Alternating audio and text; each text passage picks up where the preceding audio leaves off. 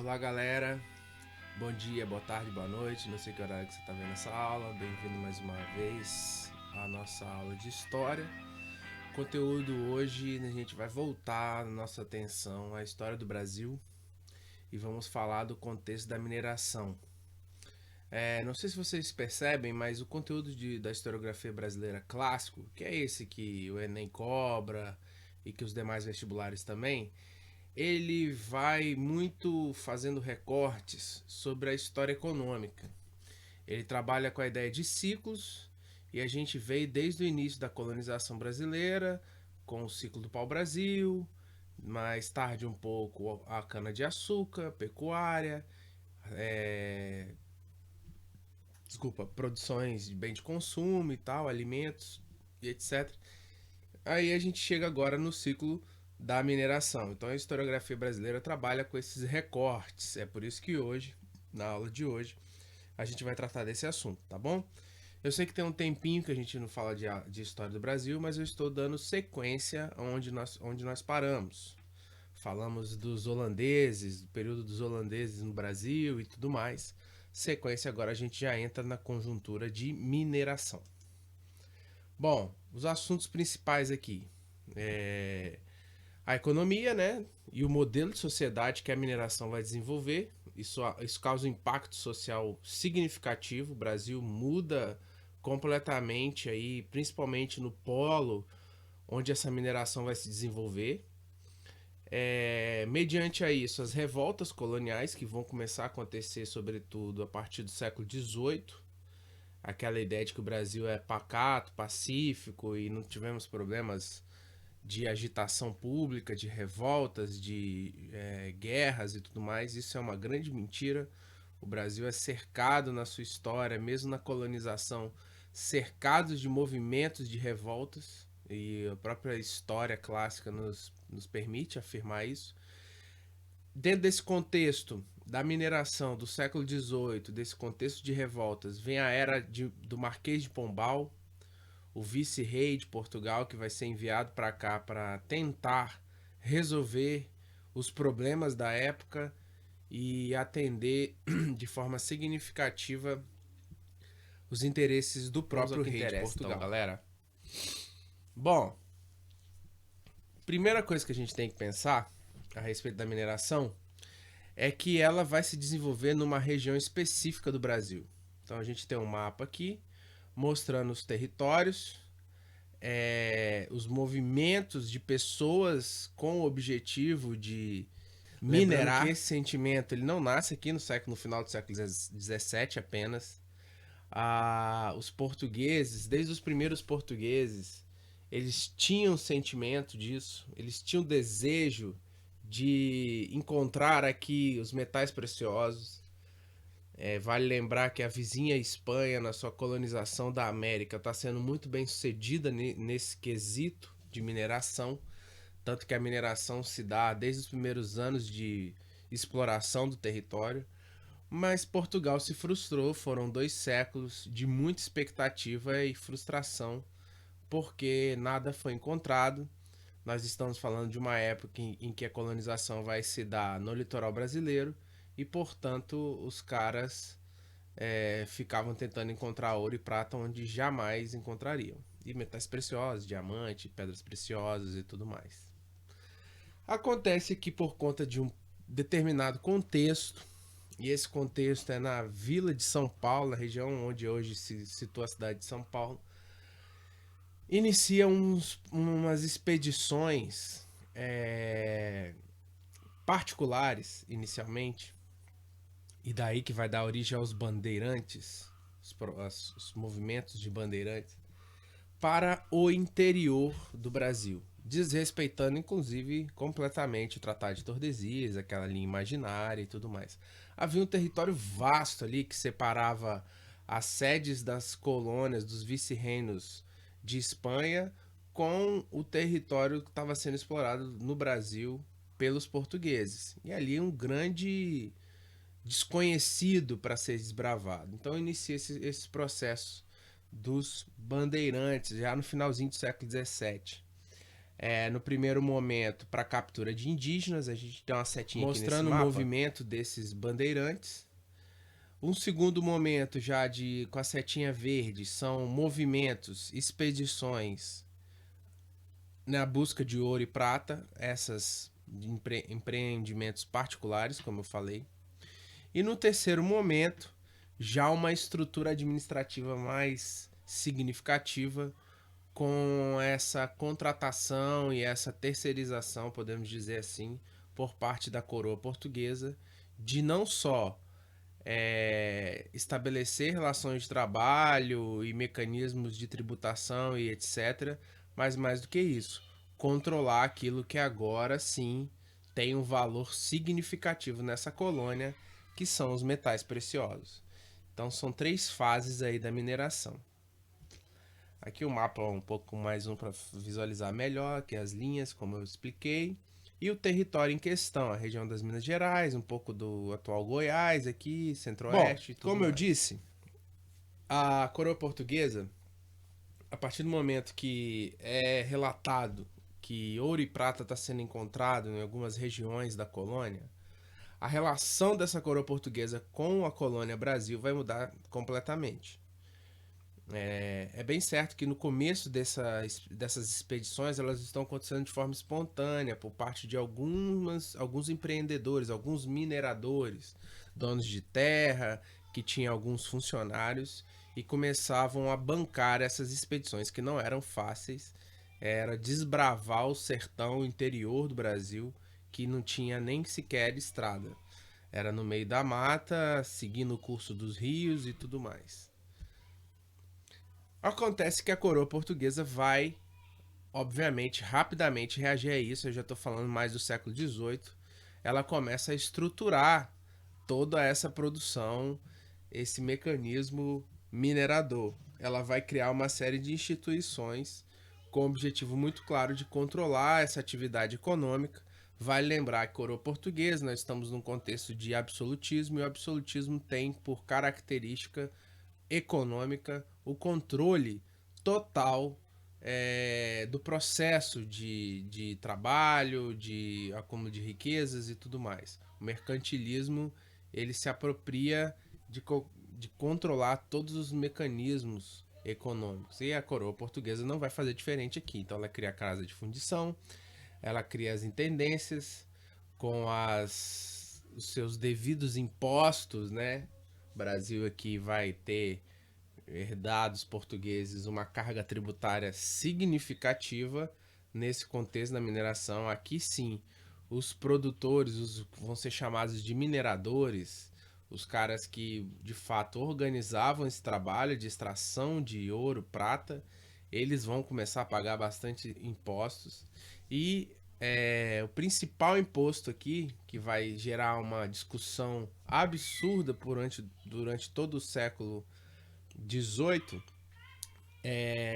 o quinto, que era o 20%, além dos outros impostos todos, havia o quinto, que era 20% daquilo que conseguia extrair anualmente. Como saber a quantidade exata que o minerador, que o dono da terra, que o cara que estabelece as relações de trabalho está de fato recolhendo o devido imposto?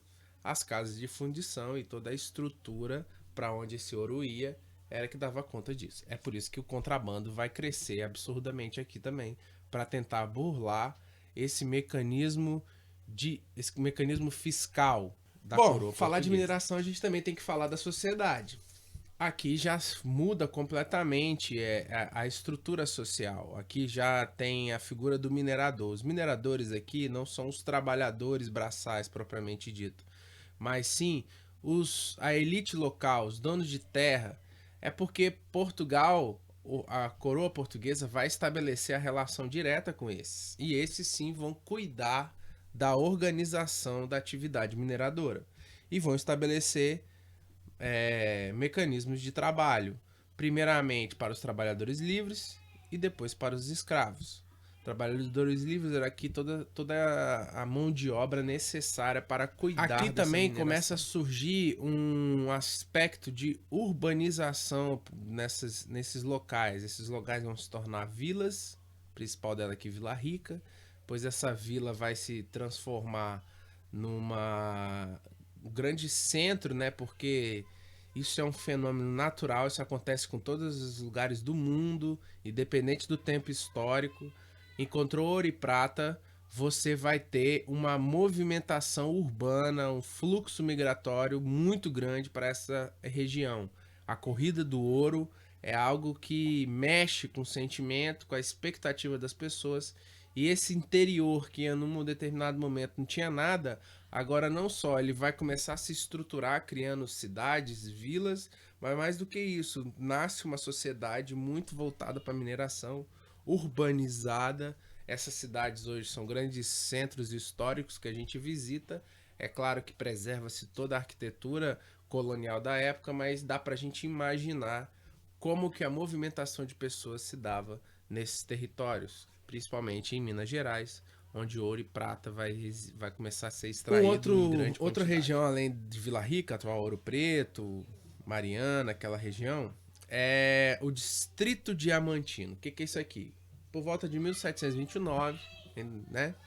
As primeiras décadas do século XVIII, é encontrado na região que hoje se chama Diamantina uma quantidade significativa de diamante. Pô, diamante mexe com o sentimento de todo mundo. E aí a coroa portuguesa vai estruturar o entorno dessa região para ter um exclusivo, um controle total da produção, da extração desse diamante, porque isso é de total interesse por parte do rei. As consequências dessa mineração vão ser sentidas logo no começo. No começo desse processo, algumas revoltas chamadas de revoltas nativistas vão acontecer, e no segundo momento algumas até de caráter separatistas. Então são revoltas nativistas e movimentos separatistas, todos acontecendo no século XVIII. E isso por quê? Por conta das consequências da mineração, e alguns dos principais pontos estão aqui. Primeiro ponto aqui que eu estou destacando: o crescimento da importância da economia no sul e sudeste. Então tira-se o eixo do nordeste e concentra as atenções para o sudeste e sul. Deslocamento da capital de Salvador para o Rio de Janeiro, isso vai gerar algumas revoltas também. Integração entre diferentes regiões do Brasil, isso vai tornar uma relação de reciprocidade, vários sentimentos de insatisfação, principalmente por parte de comerciantes ou pessoas que sofriam com esse controle comercial muito forte que a coroa portuguesa vai passar a fazer. Os aspectos de urbanização, porque as pessoas começam a ficar muito mais informadas, a urbanização produz isso. E crises econômicas por parte da coroa portuguesa e as reformas pombalinas. Então, são aqui alguns dos itens principais que são consequências da mineração que vão gerar algumas dessas revoltas. Como eu falei. Vamos a elas. Primeiras revoltas nativistas, elas vão acontecer de norte a sul, desde a revolta de Beckman lá em cima, no Maranhão, Mascates em Pernambuco, revolta de Felipe dos Santos na região de Vila Rica, atual Ouro Preto, também em Boabas, que vai se dar naquele período, e a Confederação do Rio de Janeiro, que também vão ser todas comerciantes insatisfeitos com as medidas adotadas pelo controle fiscal português. Além das revoltas nativistas, tem os movimentos de emancipação, que eles também vão se dar espalhados em algumas regiões. O mais famoso dele é a Inconfidência Mineira, que não tem uma relação direta com a revolta de Filipe dos Santos, porque a revolta de Filipe dos Santos acontece anteriormente, décadas anteriores, mas o sentimento de insatisfação por parte das políticas voltadas de Portugal é o mesmo. É o mesmo, ou uma parte do grupo de comerciantes insatisfeitos com essas medidas.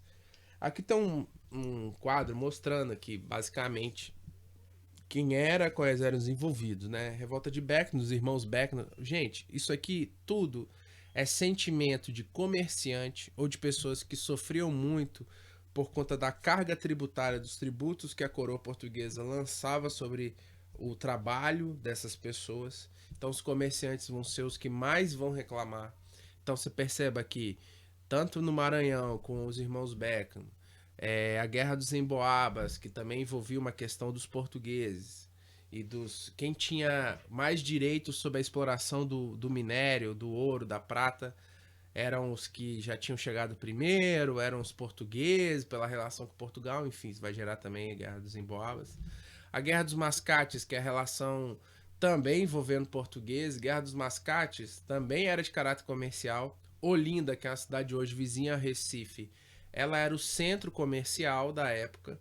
E por conta de um privilégio que os portugueses tinham na colônia brasileira, há uma mudança por parte de Portugal de colocar Recife, que na época nem era tão significativo assim, coloca Recife no centro das atenções. Isso vai gerar um conflito também. E a revolta de Filipe dos Santos, que também era contra a política fiscal portuguesa, isso lá na região de Ouro Preto, atual Vila Rica. E os movimentos separatistas, a diferença deles é que lá esses caras estavam fazendo críticas pontuais. O que é isso? Eles estavam interessados exclusivamente em questionar os impostos. Eram comerciantes e estavam sentindo na pele isso. As revoltas separatistas eram sentimentos de insatisfação de alguns comerciantes, somados a outros setores da sociedade, que tinham um caráter muito direcionado à emancipação. Então, separatista porque não era só questão de impostos, era tornar a região independente. Aí vem Confidência Mineira, na região já no finalzinho do século XVIII, Conjuração Baiana, também no final do século XVIII, todos no final do século XVIII, com exceção da Revolução Pernambucana, que já vai acontecer no século XIX, mas todas de caráter separatista.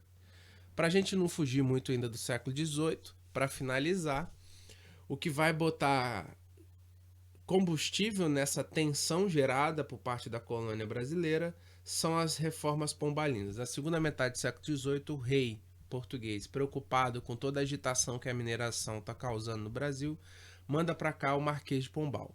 Ele funcionava com carta branca, ele fazia o que tinha total liberdade de adotar medidas, reformar, estruturar, modificar algumas questões na colônia com o objetivo de melhorar o controle, melhorar o papel da coroa portuguesa na colônia e tudo mais. Ele vai fazer várias, ele vai gerar uma série de confrontos. Primeira coisa, a questão dos indígenas. Pombal vai perseguir as missões jesuíticas, porque ele entendia que os jesuítas não estavam cumprindo o papel devido, que era civilizar e tornar o índio obediente à coroa portuguesa. Ele vai modificar, fazer várias instituições voltadas para o comércio, ou seja, aumentando ainda mais o controle e a fiscalização e os impostos, e vai centralizar administrativamente, vai funcionar como uma espécie de vice-rei, como eu falei. Ele vai ser o responsável por esse deslocamento da capital, saindo de Salvador e indo para o Rio de Janeiro. Isso vai gerar uma insatisfação por parte dos produtores nordestinos, porque há um certo abandono das políticas voltadas para a região do Nordeste e Norte, que era o imposto que temia todos, que era um imposto retroativo dos atrasos e de tudo que tinha sido produzido e não recolhido como impostos, principalmente a secularização do ensino. Ele começa a oferecer e permitir certas instituições não religiosas voltadas para a educação.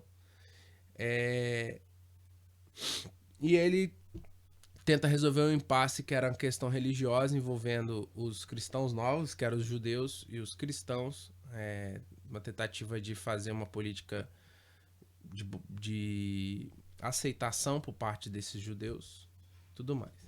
Bom, para finalizar, a principal revolta separatista é a Inconfidência Mineira, da figura do Tiradentes, que está aqui nessa pintura todo esquartejado.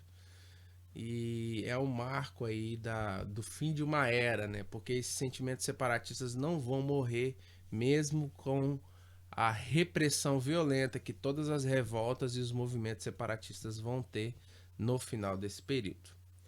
Bom, pessoal, resumidamente é isso. Espero que dê para acompanhar e até a próxima. Valeu.